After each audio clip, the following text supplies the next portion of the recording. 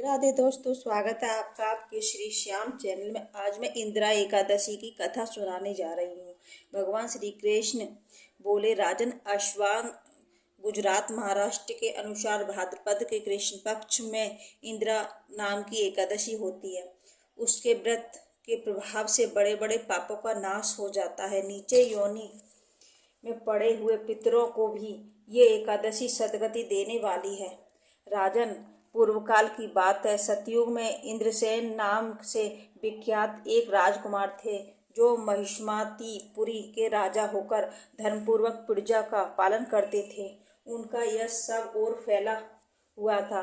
राजा इंद्रसेन भगवान विष्णु की भक्ति में तत्पर हो गोविंद के मोक्षदायक नामों का जप करते हुए समय व्यतीत करते थे और विधि पूर्वक आत्मा तत्व के चिंतन में संकलन रहते थे। एक दिन राजा राजसभा में सुख पूर्वक बैठे हुए थे। इतने में ही देव ऋषि नारद आकाश से उतरकर वहां पहुंचे। उन्हें आया हुआ देख राजा हाथ जोड़कर खड़े हो गए और विधि पूर्वक पूजन करके उन्हें आसन पर बिठाया। इसके बाद वे इस प्रकार बोले, मुनि श्रेष्ठ, आपकी कृपा से मेरी सर्वथा कुशल है।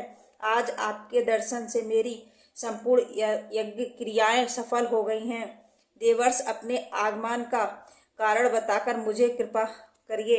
नारद जी ने कहा, नृपश्रेष्ठ, सुनो, मेरी बात तुम्हें आश्चर्य में डालने वाली है। मैं ब्रह्मलोक से यमलोक में गया था। वह एक श्रेष्ठ आसन पर बैठा और यमराज ने भक्ति पूर्वक मेरी पूजा की। उस समय यमराज की सभा में मैंने तुम्हारे पिता को भी देखा। वे व्रतभंग के दोष से वहां आए थे। राजन, उन्होंने तुमसे कहने के लिए एक संदेश दिया है, उसे सुनो।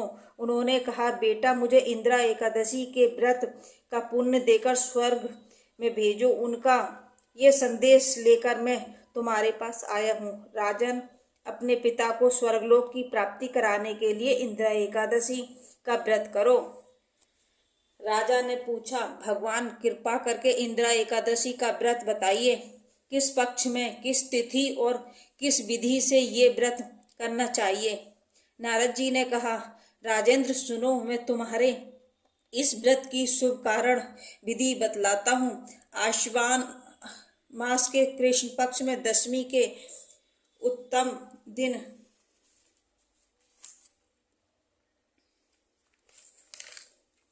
को श्रद्धा युक्त चित्त से प्रातःकाल स्नान करो। फिर मध्यकाल में स्नान करके एकाग्रित हो एक समय भोजन करो तथा रात्रि में भूमि पर सो। रात्रि के अंत में निर्मल प्रभात होने पर एकादशी के दिन दातून करके मुंह धो। इसके बाद भक्तिभाव से निम्नलिखित मंत्र पढ़ते हुए उपवास का नियम ग्रहण करो। कमल नयन भगवान नारायण, आज मैं सब भोगों से अलग हो निराहार रहकर कल भोजन करूंगा। अच्युत, आप मुझे शरण दें। इस प्रकार नियम करके मध्यकाल में पितरों की प्रसन्नता के लिए शालिग्राम शिला के सम्मुख विधि पूर्वक श्राद्ध करो तथा दक्षिणा से ब्राह्मणों का सत्कार करके उन्हें भोजन कराओ। पितरों को दिए हुए अन्न में पिंड को सूंघकर गाय को खिला दो। फिर धूप और गंध आदि से भगवान हरि का पूजन करके रात्रि में उनके समीप जागरण करो। तत्पश्चात सवेरा होने पर द्वादशी के दिन पुनः भक्ति पूर्वक श्री हरि की पूजा करो। उसके बाद ब्राह्मणों को भोजन कराकर भाई बंधु नाती और पुत्र आदि के साथ स्वयं मौन होकर भोजन करो। राजन, इस विधि से आलस्य रहित होकर ये व्रत करो। इससे तुम्हारे पितृ भगवान विष्णु के वैकुंठ धाम में चले जाएंगे। भगवान श्री कृष्ण कहते हैं, राजन, राजा इंद्रसेन से ऐसा कहकर देवऋषि नारद अंतर्ध्यान हो गए। राजा ने उनकी बताई हुई विधि से अंतपुर की रानियों पुत्र और भृत्यों सहित उस उत्तम व्रत का अनुष्ठान किया। कुंती नंदन, व्रत पूर्ण होने पर आकाश से फूलों की वर्षा होने लगी।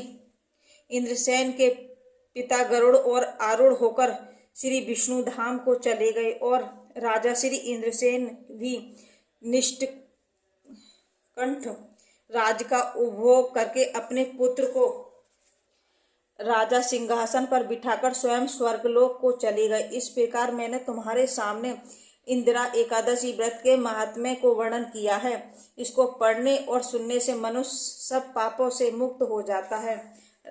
धन्यवाद।